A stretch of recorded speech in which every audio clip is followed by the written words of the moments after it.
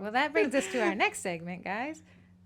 The marketing minute. So I know we typically said this was 10 minutes. We're going to make this 5 minutes, and Corrie wanted to cover in the business of baking. She wanted that one to be 10 minutes. So for the marketing minute, I wanted to ask Corrie, if I only bought 5 photography related items that you think I should get out of the gate to get started in marketing my baking product, what would they be and why?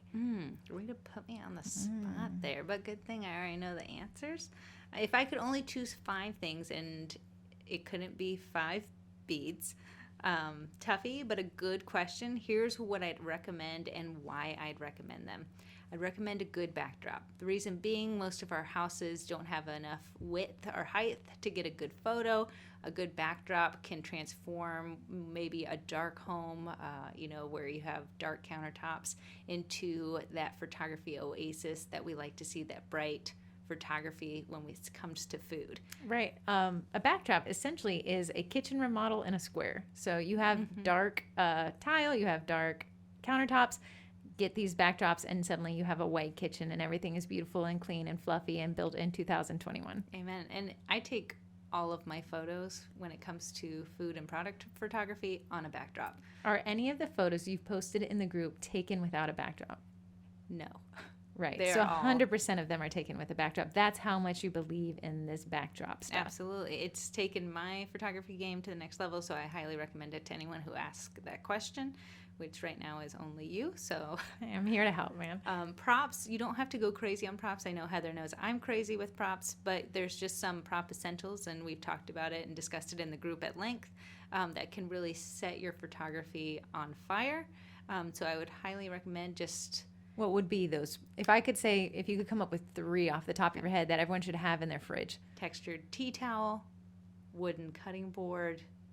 Baking rack. I like those. Heather is obsessed with the baking rack, but I was going to go a little floral sprig. She was going to say beads, but whatever. I was going to say floral sprig to give it a little boost of color, to get it to pop, whether it's coming in through the bottom left or the top right, just a little bam color. So I like that. I know people, when they think backdrops, they got to order 30. No.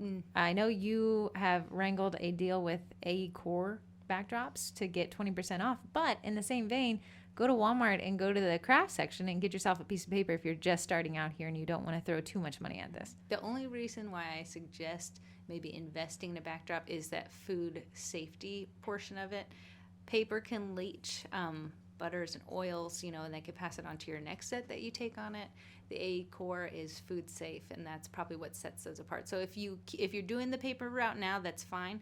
Put it on your goals list. Like, I'm going to sell 3 sets this month so I can afford this backdrop, and it's going to last you a lifetime. There's no running back to Michael's to replace the paper.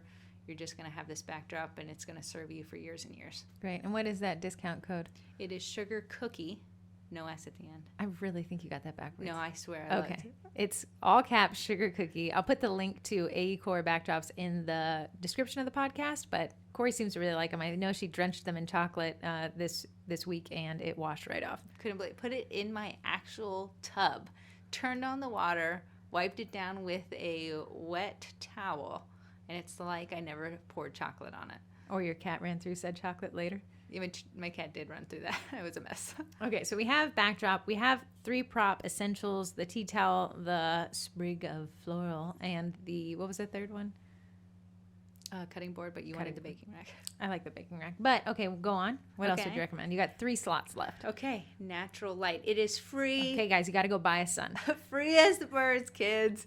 Just find natural light. Explain to us noobs what is natural light. Okay, natural light. The sun is casting down.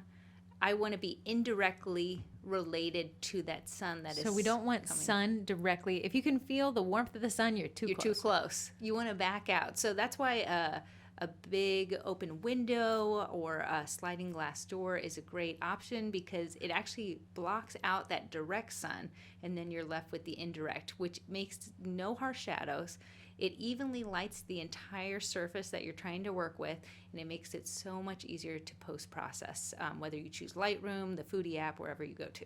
I know that people purchase diffusers, which diffuse the light. Mhm. But I saw I'll be honest, I was on TikTok and I saw this tip. But they got a sheer curtain and just hung it over that window just for their product photography. Took it down when they're done, but it was nothing more than a $10 fix. So easy breezy. So if you're like, oh, the sun's always bearing down, I live in the desert, Heather and her sheet in front of the window is a good diffuser, and that just diffuses the light so you don't have that direct sunlight hitting your products. I know we have a few group members who are Alaskan contingencies, and they either have 23 hours of daylight or 23 hours of darkness, and God bless their souls. God bless them. No clue what to do there. Okay, so we got a backdrop, got to buy our props, got to buy a sun. What else do we not? Camera gear. If you are shooting with a phone that's 16 years old, it might be time for that upgrade. I think it's just time to let the phone just be the potato. Rest. Bury it back into the ground it came from. Let him go. He's worked too hard. But whether you're using a camera with a lens kit or if you're using your phone, knowing your camera gear is gonna be what sets you apart from your competition. It's going to make your products look amazing.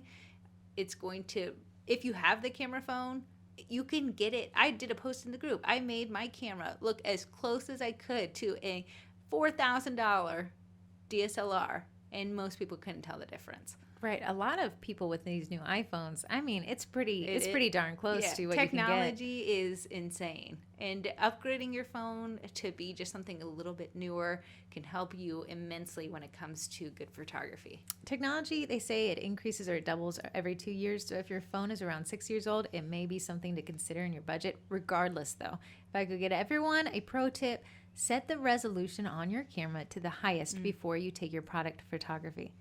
Amen. Oh, that's a good tip.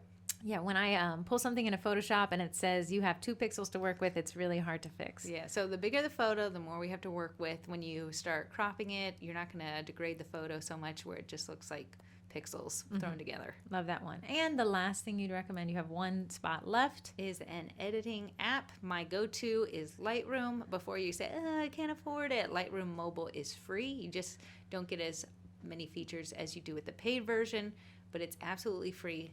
A tinge bit of a learning curve, but isn't everything in life that's good worth learning? So deep. Yeah, deep with Corrie on them. Now, I really like Adobe products. Corey and I, in our day jobs, use Photoshop, Lightroom. Right now, we're using Audition to film this. We use Premiere Pro, and then sometimes that other one that's really complicated. I can't remember the name ever. But if you have a kid in college, can actually get a student discount on the Adobe Creative Cloud Suite, which is a monthly bill, but it is one of those ones where I'm going to highly recommend it. Yeah, I will say I use the paid version for that Band-Aid tool. So say if a crumb, I just didn't see it when I was photographing, kid already ate all the brownies, that Band-Aid tool can remove that piece that's distracting to me, and I don't have to go make more brownies, reset up my scene, and anything like that. And because we're always trying to give people an alternate option, you could probably accomplish this with 3 or 4 free apps. Just Lightroom puts everything in one. It even watermarks your photo, which I know everyone loves them all watermarked. True.